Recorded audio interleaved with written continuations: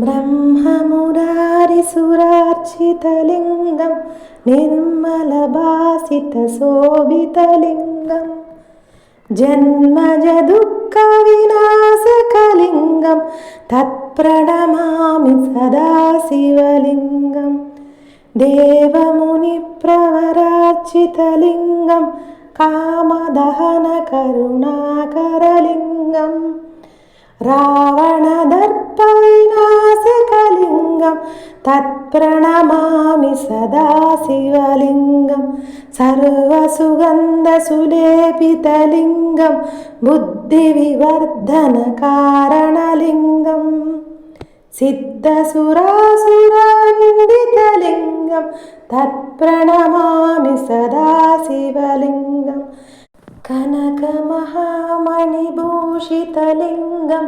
फणिपतिवेष्टितशोभितलिङ्गं दक्षसुयज्ञविनाशनलिङ्गं तत्प्रणमामि सदा शिवलिङ्गं कुङ्कुमचन्दनलेपितलिङ्गं पङ्कजहारसुशोभितलिङ्गं सञ्चितपापविनाशकलिङ्गं तत्प्रणमामि सदा शिवलिङ्गं देवगणार्चितसेवितलिङ्गं भावैर्भक्तिभिरेव च लिङ्गं दिनकरकोटिप्रभाकरलिङ्गं तत्प्रणमामि सदा शिवलिङ्गम् अष्टदलोपरिवेष्टितलिङ्गं सर्वसमुद्भवकारणलिङ्गम्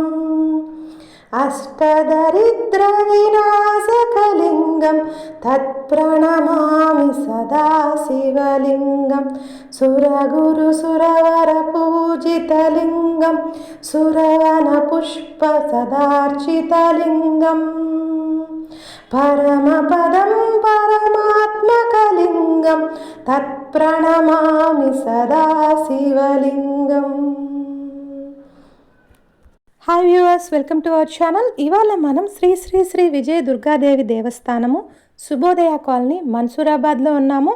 ఇవాళ కార్తీక పౌర్ణమిని పురస్కరించుకొని ఆలయంలో జ్యోతిర్లింగార్చన మరియు విశేషార్చనలను నిర్వహించారు. ఈ కార్యక్రమంలో భక్తులు విశేష సంఖ్యలో హాజరై ఈ కార్యక్రమాన్ని విజయవంతం చేశారు. మరి మీకు ఈ వీడియో కనుక నచ్చినట్లయితే తప్పక లైక్, షేర్ అండ్ సబ్స్క్రైబ్ చేసుకోగలరు.